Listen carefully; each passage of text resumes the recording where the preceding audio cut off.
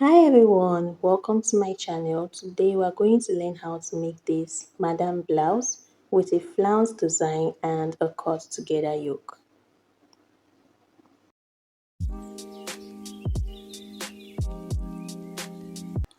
Now we're going to start by drafting the blouse. So first I went ahead to draft my starting line on my pattern paper, and after that I went ahead to mark my chest line, bust line, under bust line, waistline and hip line.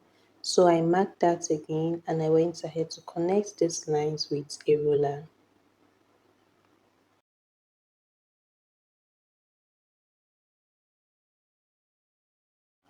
After that, on the start line, I came down by 3 inches and then I came in by 3.5 inches, and then I connected both points together to form the neckline. From the start line again, I came in by half of the shoulder measurement plus half an inch allowance. And here I just went ahead to label all the lines to know the chest line, the bust line, under bust, waist and hip. And then on the chest line, I came in by the same half of shoulder measurement plus half an inch allowance, and I connected them together to form a straight line. Now on the shoulder line, I came down by half an inch and I connected it to the neckline to form the shoulder slope. From the slope again, I came up by half an inch, which is going to serve as allowance for joining of the shoulders. Now on the midpoint of this line that we drew, I came in by half an inch, and on the chest line, I came in by quarter of the bust measurement plus half an inch, and then I'm going to connect all those points together to form the armhole line. After that, it's time for us to draft our darts. Now, from the bust line all the way down to the hip line, I'm going to come in by half of the nipple to nipple measurements, which is 4 inches. So I marked that on the bust line, under bust line, waist and hip line, and I connected it with a ruler. Now, for a madame blouse, we usually do a bustier blouse. And for a bustier blouse, you mark half an inch on the inner part and the remaining darts on the outer part. So that is what I did on the under bust line, the waistline, and the hip line. And then I went ahead to connect it all with a ruler. Now from the under bust line, we're going to connect it to the bust line. But before that, I came up and down by half an inch. This is to eliminate any form of pointiness in the bust region. And then using a curved rule, I connected from the under bust line to the bust line.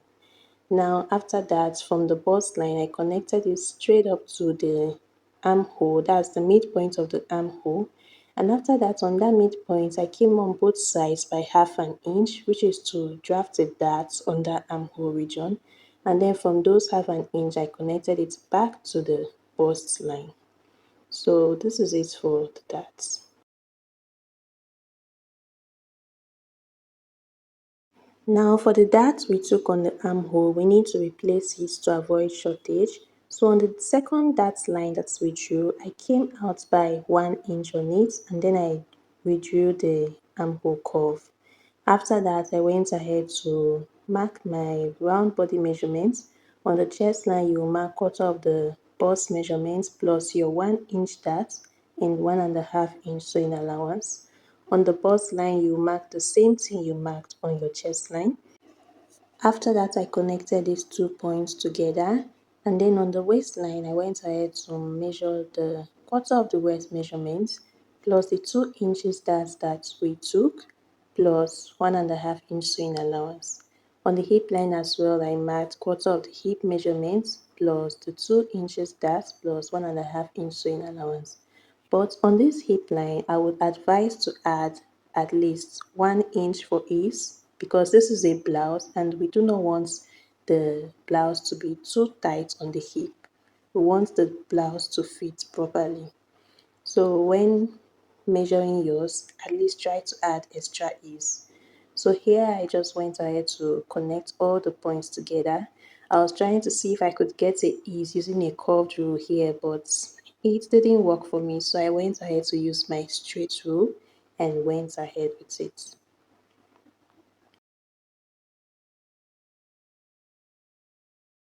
Now after that, to make sure that the full length of the front aligns with the full length of the back, I came up by 1 inch, which is the difference between the front and back waistline. I also came in by the 1.5 inch sewing allowance to make sure that I'm not marking it at the allowance, and then I blended it to the full length of the blouse, as you all can see.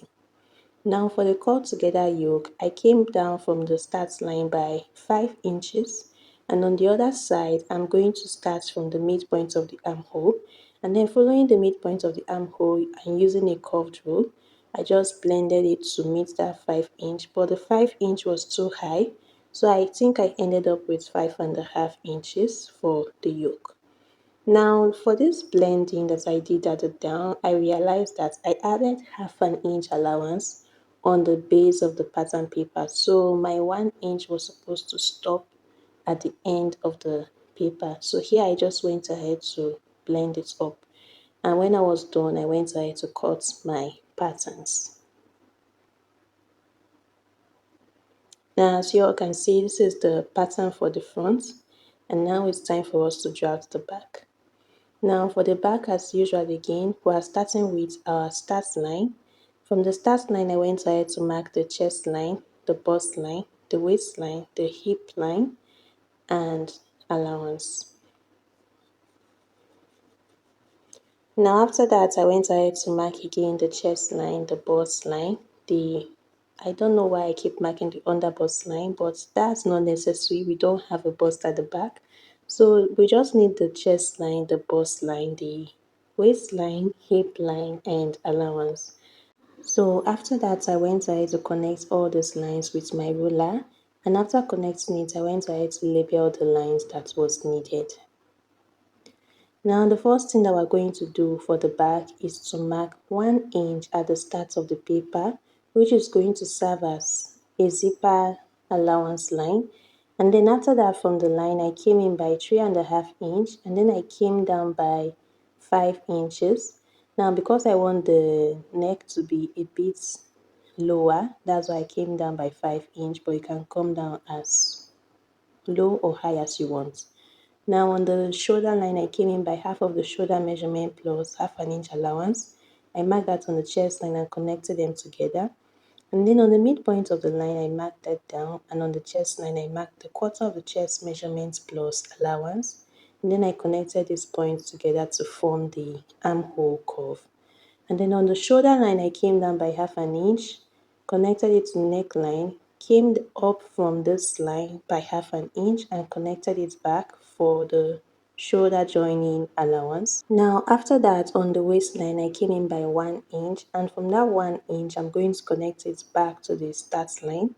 Now I always do this to eliminate any form of bulginess on the waist region.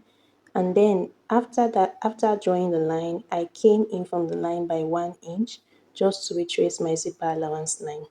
Now because this is a blouse that is stopping at the waist, I'm going to connect from that 1 inch down to the hip as well, and I also reconnected my zipper allowance line there as well. Now that we're done with that, I went ahead to mark the full body measurements. On the chest, and I came in by a quarter of the chest measurement plus 1.5 inch allowance. I marked the same thing on the bust line. On the waistline, I marked quarter of the waist measurement plus 1.5 inch allowance. On the hip line as well, I marked quarter of the hip measurement plus 1.5 inch allowance. So after that, I went ahead to connect all these lines together, as you all can see. And when I was done, it's time for us to draft our yoke. So just like we did for the front, I'm going to follow the midpoint of the armhole and connect it to 5 inch at the back. So using a curved line, this is how I connected it. And when I was done, I went ahead to cut out the back. Now this is it for the back, and this is it for the yoke. So for the full pattern, I used it to cut on the lace material. As you all can see, I added 2 inches on the full length and 1/2 inch for joining allowance of the dart. And after that, I went ahead to cut out the yoke. And after cutting out the yoke, we're going to use this yoke to cut out the inner material. Now, because this is a joined together yoke, we need an inner material as well as the lace. So for the back as well, as you all can see, I've gone ahead to cut the full pattern on just the lace. I added 2 inches as well on the full length. And after cutting out on the lace, I'm going to cut out the pattern for the yoke and use it to cut the inner material. So this is the material I'm using for the inside. I'm using a doll face, but a silk material is actually more preferable. So this is my padded, as you all can see. And there's something I learned recently. If you don't want a roughness in the underbust region, you should just come up by half an inch and slant it, as you all can see. So I heard that this actually makes the padding to sit properly without any fold on the underbust region. Now, after fixing the padded on the inner material, it's time to sew these materials, the dart lines together. So I arranged the inner material and the lace together. But while sewing, when you reach the top of these darts, that's where the inner material stops, you will shift it inside and sew just the lace. So let's explain it again. When you reach where the inner material stops, you shift it inward by just half an inch and sew just the lace. Now here is the lining, which I cut exactly the same way as the inner material, so I'll go ahead and sew it together as well.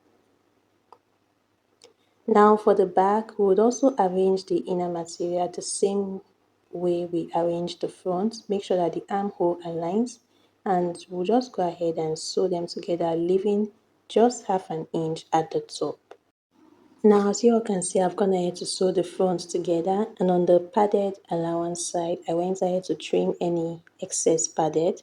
Now, for the inner material that we pushed to the side while sewing, it's now time for us to join it back together, as you all can see. So I'm done joining the inner material together. As you all can see, it is separate from the lace. So now we're going to bring our lining and attach it to the inner material and sew the lining just with the inner material. Now after sewing, we're going to turn the lining over to the other side, not this side, the other side, and then we'll sew the down parts together as well as the sides.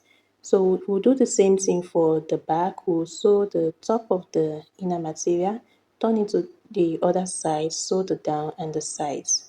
So this is how it turned out. As you all can see, it's looking neat. I've sewn everything together. So to just keep this in place, you can actually go ahead and tack that region. So this is it for the back. It's looking neat as well. And you can go ahead and tack this region as well. So now that we're done with that, it's time for us to join the shoulders. So for the shoulders, you just place them together and sew it down. And when you're done sewing the shoulders, you go ahead and turn your neckline all around, just like you hem your dress. So as you all can see, I'm done joining the shoulders together. As for the neckline, I've also turned it, as you all can see. It's looking neat.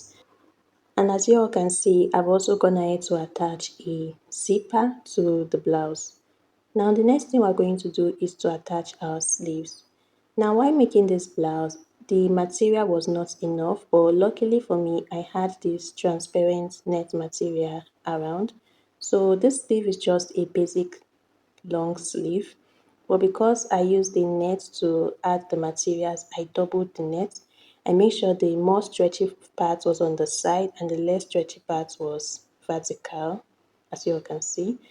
So when I was done drafting and joining the materials for the sleeve, I went ahead to attach it to the blouse like this. So I'm done attaching the sleeves to the blouse. And now that we're done with that, the next thing we're going to do is to attach our flounce.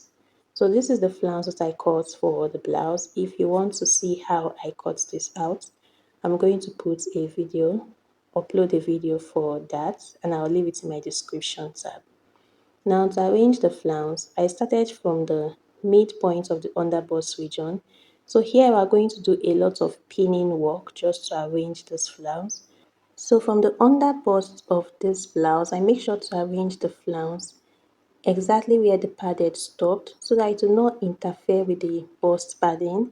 And then when I reached like at the top of the padding, I started pleating. But one mistake I made here was I wanted the pleating to face upwards, but here I was pleating downwards, but still it came out beautifully. So the same way I did it here on the back side, I would now go ahead and start pleating downwards as well. But before that, I started from the waistline just to make sure that there were no leftover material. So on the waistline, I pinned it down, and from there I just pleated the material all the way to the shoulder. So as you all can see, I made sure the pleating was around the shoulder and armhole region. And after arranging it, we'll just go ahead and sew down the flounce. But while sewing down the flounce again, I made sure to sew inwards and not outward, as you all can see. And that was it. So the same way I do it on this side, I did it on the other side of the blouse. And as you all can see on the armhole region, I sewed exactly on the blouse and not on the sleeve. So this is just it for the flounce. If you want any design, you can actually use your initiative and do any design that you want. Now for the joining of the blouse, it's actually advisable to mark your allowances on the front before turning it over to the back to sew, so that the flounce will not interrupt with your markings. I hope you get. And when you're done, you sew your blouse. So after sewing, this is the result. This is what I got. So if you all enjoyed my video, please give it a thumbs up, comment, like, and share. And I'm going to see you all in my next one. Thank you and bye.